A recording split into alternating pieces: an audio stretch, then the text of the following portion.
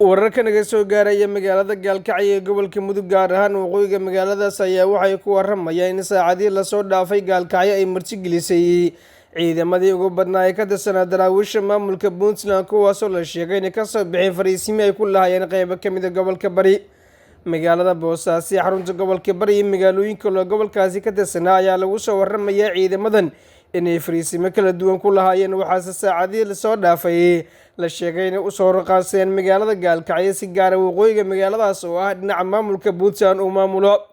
Ciidamada inay ka soo baxaan fariisimihii kala duwanaa ee Boosaaso iyo deegaanada gobolka Bari ay ku lahaayeen waxaase la sheegay ay ka dambeeyeen ka gadaal markii kulamo gaargaar oo amniga looga hadlayay ayna ka qayb galeen saraakiil ka tirsan dhanka amniga maamulka Puntland ay ka qabsoomeen magaalada Gaalkacyo, waxaana kulamadaas intooda ugu badan diiradda lagu saaray xaaladda amniga Gaalkacyo si gaar ah dhinaca maamulka Puntland iyo sidii looga hortagi lahaa ciidamada dowladdu ay ku daabulayso qaybo ka mid ah gobolka Mudug oo shalay ugu dambeysay ay dowladdu ciidamo iyo hub aad u fara badan ay geysay magaalada Gaalkacyo si gaar ah dhanka maamulka Galmudug.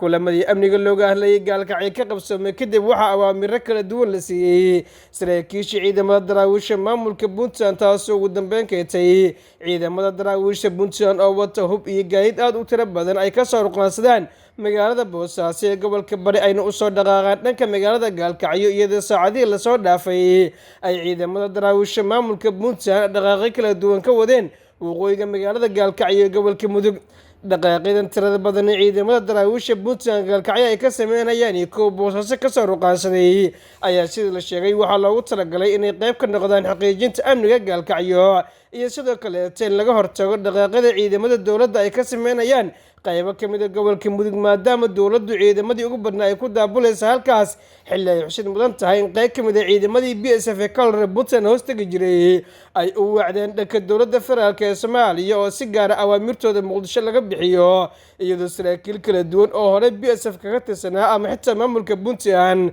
qaybtood ay yihiin kuwa si gaar u horkacaya ciidamada dowladda daacad u ah ee qaybtood lagu soo daabulayo deegaano ka tirsan gobolka Mudug ee dowlad goboleedka Puntland. Xaalka magaalada Gaalkacyo ee gobolka Mudug ayaa u muuqday inay si gaar ah u martigelinayaan ciidamo iska soo horjeeda kuwaas oo qaybta taabacsan dowladda dhexe Soomaaliya iyo kuwa daacad u ah hogaamiyaha maamulka Puntland Siciid Cabdullaahi Dani, waxaana saraakiisha dhanka amniga u qaabilsan maamulka Puntland ay ka hor sheegeen ciidamada dowladda ay ku soo daabulaysa magaalada Gaalkacyo iyo deegaano badan oo Puntland ka tirsan inay yihiin kuwa loogu talagalay in lagu qalqalgeliyo amniga guud ee deegaanada Puntland, sidoo kaleeto ay noqdaan shacabka deegaanadaas in